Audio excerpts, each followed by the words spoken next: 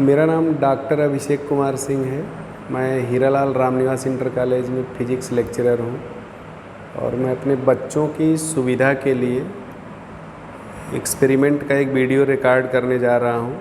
ये मेरे हाथ में वर्नियर कैलिपर्स है। मैं इसका यूज करके स्फेरिकल ऑब्जेक्ट का डायमीटर निकालना सिखाऊंगा अपने बच्चों को। यद्यपि ये सभी कॉलेज के बच्चों के लिए वैलिड है, यूपी बोर्ड से एफिलिएटेड जितने भी कॉलेज होंगे सभी के लिए वैलिड है। फिर भी ये डेटा हमारे अपनी लैब का है, इसलिए हमारे लैब के बच्चों के लिए ज़्यादा अप्लीकेबल है। तो मैं अपने बच्चों को 5 रुपए का सिक्का दूंगा जिसका डायमीटर उन्हें निकालना है और वही मैं इनको सिखाने जा रहा हूँ।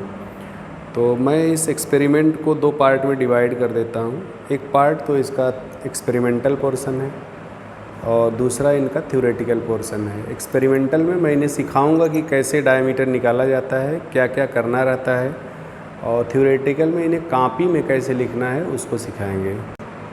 तो आइए इस एक्सपेरिमेंटल पोर्शन पर फोकस करते हैं। ये वर्नियर कैलिपर्स जो मेरे हाथ में है, ये इसका लोअर जा है, ये अपर जा है। अपर जा से हम इनर डायमीटर निकालते हैं और लोअर जा से आउटर डायमीटर कैलकुलेट करते हैं। और ये जो एक लीफ निकली है, इससे हम किसी ग्लास एट्सेट्रा की डेप्थ मेजर कर सकते हैं। और अब आइए इसको हम सबसे पहले कोई अपरेटस जब हमें मिलता है तो हम उसका लीस्ट काउंट निकालते हैं। तो ये मेरे लैपटॉप पर फोकस हो रहा है लीस्ट काउंट का formula. Least count is equal to S/N लिखा हुआ है। S का मतलब होता है कि 1 मेन स्केल डिवीज़न और N का मतलब होता है total number of division on vernier scale. तो आइए ज़रा देखें इसमें मेन स्केल कहाँ पे है और वर्नियर कहाँ पे है। तो ये जो आपको दिख रही है ये मेन स्केल है। अगर नीचे से पढ़ेंगे तो देखिए यहाँ सेंटीमीटर लिखा हुआ है, और अगर ऊपर से पढ़ते हैं तो ये इंच में लिखा हुआ है। तो हमको अपने एक्सपेरिमेंट में सेंटीमीटर में पढ़ना है, तो हम लोग इसको पढ़ेंगे। और ये देखिए एक जो जबड़ा मूव कर रहा है उसमें एक स्केल कटी हुई है, इसमें 10 डिवीज़न टोटल हैं। तो total number of vernier scale division 10 है।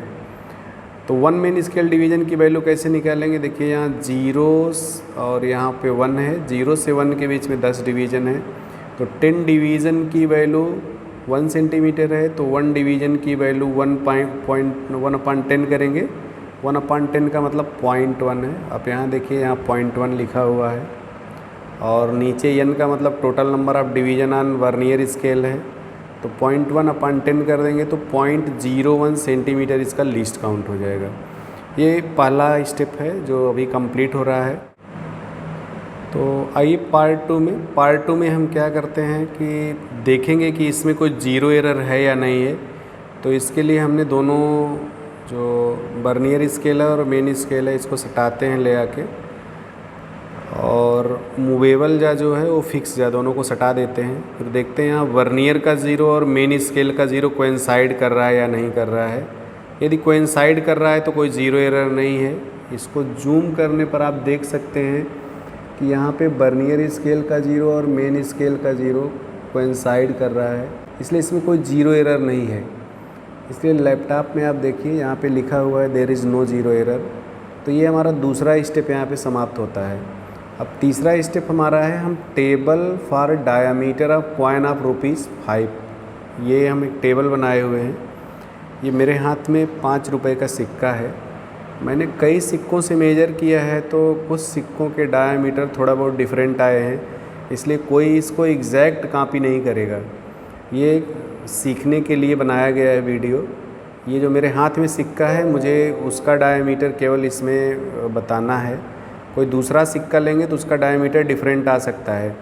तो मैं क्या करूँगा, मूवेबल जा को थोड़ा सा मूव कराऊँगा और इस 5 रुपीज़ कॉइन को इसमें इस तरह से फंसा देंगे। तो फंसाने के बाद इसको टाइट कर देंगे और फिर इसको इधर जो स्क्रू लगा इसे टाइट कर देंगे जिससे ये जा फिर से खिसके ना। फिर से इसको जूम करेंगे और जूम करके देखेंगे कि जो वर्नियर का 0 है मेन स्केल पर कहाँ पे है।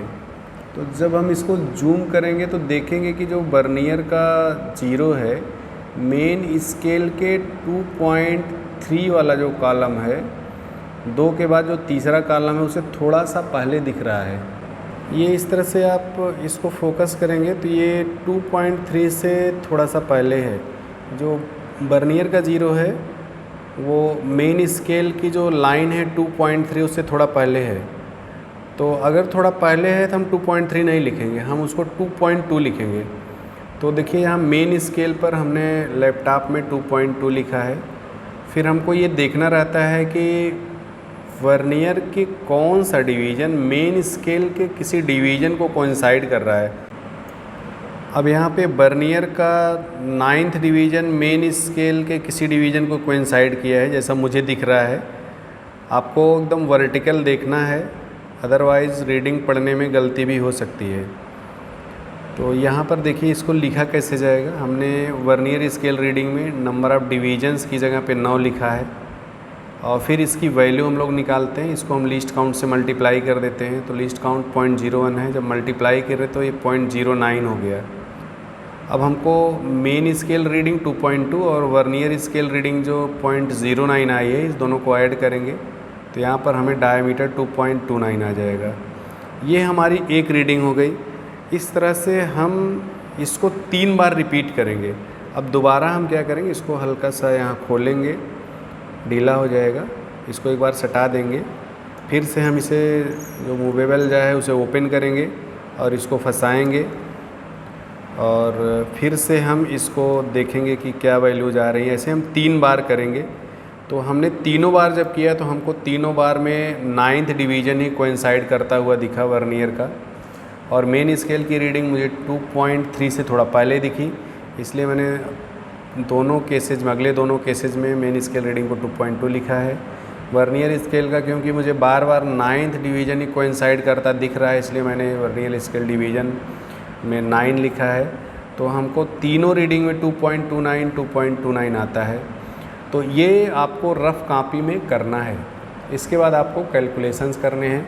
अब हम इस एक्सपेरिमेंट के दूसरे पार्ट में चलते हैं। यहाँ प्रैक्टिकल पार्ट समाप्त होता है। तो आइए इसको देखते हैं कि जो वर्नियर कैलिपर्स का हम लोगों ने एक्सपेरिमेंट किया है उसको बच्चों को कॉपी पर कैसे लिखना है। तो सबसे पहले कॉपी के टॉप पोर्शन पर आप देखिए डेट लिखी होती है। वहाँ पर जिस दिन आप इसको लिख रहे हैं उस दिन आप उसको वो दिन की डेट डालेंगे। यहाँ एक्सपेरिमेंट नंबर 1 डालेंगे, मतलब पहला एक्सपेरिमेंट अगर आपका ये वर्नियर कैलिपर्स है तो आप इसको एक्सपेरिमेंट नंबर 1 डालेंगे। हिंदी के बच्चे हैं तो प्रयोग संख्या 1 डाल देंगे। सबसे पहले हम लोग ऑब्जेक्ट लिखते हैं, हिंदी में उद्देश्य उसको कहते हैं। हमने अपने लैब में बच्चों को दिया है to measure the diameter of spherical body with the help of vernier callipers. इसमें हमने 5 रुपीज़ कॉइन दिया है, इसके ब्रैकेट में कॉइन ऑफ ₹5 दे दिया गया है। तो वर्नियर कैलिपर्स की सहायता से किसी गोली वस्तु ब्रैकेट में ₹5 के सिक्के का व्यास ज्ञात करना, ये आप लिखेंगे।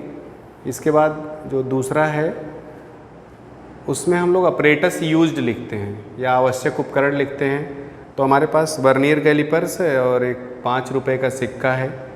तो ये वर्नियर कैलिपर्स 5 रुपये का सिक्का हो गया। मैंने यहाँ हिंदी अंग्रेजी दोनों लिखा है, कहीं कहीं पर सिर्फ अंग्रेजी लिखी गई होगी तो उसका हिंदी वाले बच्चे ट्रांसलेशन कर लेंगे या बुक से देख के उसको लिख लेंगे।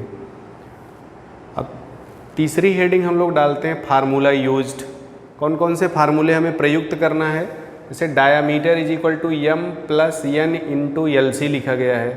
यदि इस तरह के सिंबल हम यूज करते हैं तो सिंबल की मीनिंग बताना है। जहाँ पर m क्या है, मेन स्केल रीडिंग है, n क्या है, number of vernier scale division coinciding with any division of main scale है, LC का मतलब least count of vernier callipers है। अब करेक्ट डायामीटर कैसे निकालते हैं, mean diameter -0 error with sign. Least count की वैल्यू कैसे निकलती है, that is S/n where S = 1 main scale division. Main scale division को ब्रीफ में हम लोगों ने MSD लिखा हुआ है। n का मतलब total vernier scale divisions, vernier scale division को ब्रीफ में हम लोग VSD कहते हैं। फार्मूला यूज्ड के बाद अगला जो हम लोगों को लिखना रहता है वो है ऑब्जर्वेशन। इसको मैं प्रैक्टिकल करते समय भी एक बार बता चुका हूँ। अब हमारे एक्सपेरिमेंट में जो आया है ऑब्जर्वेशंस में सबसे पहले हम लोग लीस्ट काउंट लिखते हैं। तो S/n ये 0.1/10 कर दिया तो 0.01 सेंटीमीटर आया है। इस हमारे एक्सपेरिमेंट में कोई जीरो एरर नहीं थी, इसलिए दूसरा पार्ट हमने लिखा there is no zero error. और तीसरा part table for diameter of coin of ₹5 है। तो ये टेबल बनी हुई है, जो टेबल हमने प्रयोग करते समय आपको समझाया है, एक्सपेरिमेंट करते समय हमने समझाया है टेबल बनती कैसे है। ये टेबल केवल आपको सिखाने के लिए और दिखाने के लिए की गई है। एज सच से कॉपी नहीं करेंगे, आपको जो भी ऑब्जेक्ट मिलता है उसका डायमीटर जो आए वो आपको यहाँ फीड करना है। एज सच आपको ये नहीं फीड करना है। कैलकुलेशंस में क्या करना, सेट 1, सेट 2 और सेट 3 के लिए हमने डायमीटर को D1, D2 और D3 लिखा है। फार्मूला मैंने m + n × LC लिखा हुआ है। तो m मेन स्केल रीडिंग 2.2 आई है।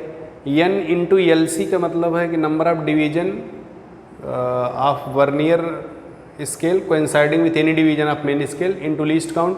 तो 9th डिवीजन कोइंसाइड किया है, लीस्ट काउंट से मल्टीप्लाई किया 0.09 आ गया, तो ये 2.29 आ गया। इसी तरह से हमने सेट D2 के लिए किया है, सेट 2 के लिए किया है, डायमीटर को D2 लिखा गया है, सेट 3 के लिए किया गया है और डायमीटर को D3 लिखा गया है। तो हमारे केस में तीनों स्थितियों में 2.29 सेंटीमीटर, 2.29 सेंटीमीटर और 2.29 सेंटीमीटर वैल्यू आ रही है। इसलिए हमने मीन डायामीटर को D1 + D2 + D3/3 कर दिया है। तो सब 2.29, 2.29, 2.29/3 करेंगे तो 2.29 आ जाएगा। बच्चों को एक चीज़ ध्यान रखना है, कुछ बुक्स में इसमें 4 रीडिंग लिया गया है, तो वो D1 + D2 + D3 + D4/4 किए हुए हैं। तो यदि 8 नंबर आप रीडिंग्स लेते हैं, 3 रीडिंग लेते हैं तो D1 + D2 + D3/3 करेंगे।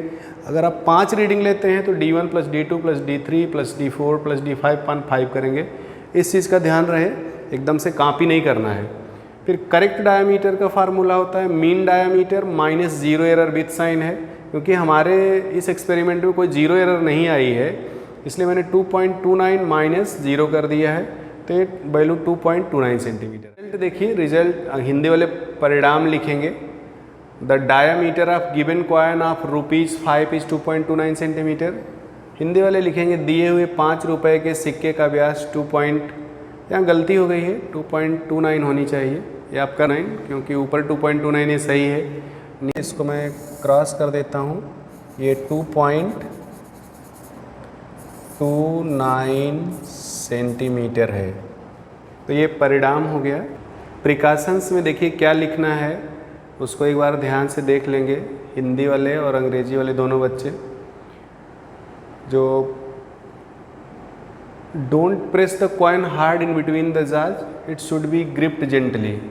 मतलब हुआ कि सिक्के को वर्नियर के जबड़े के बीच में इतना ही कसना चाहिए कि जिससे वो ढीला ना हो। और दूसरा, motion of vernier scale should be frictionless, मतलब इतना टाइट ना हो कि उसको आप कस ना पा रहे हों। तो वर्नियर स्केल की गति घर्षण रहित होनी चाहिए। और तीसरा, vernier constant and zero error should be calculated carefully. मतलब जो लीस्ट काउंट है या वर्नियर स्थिरांक है जिसको हम लोग बोल रहे हैं, और शून्यांक त्रुटि की गणना सावधानीपूर्वक करनी चाहिए। इतनी सावधानियां इसमें बरतते हैं।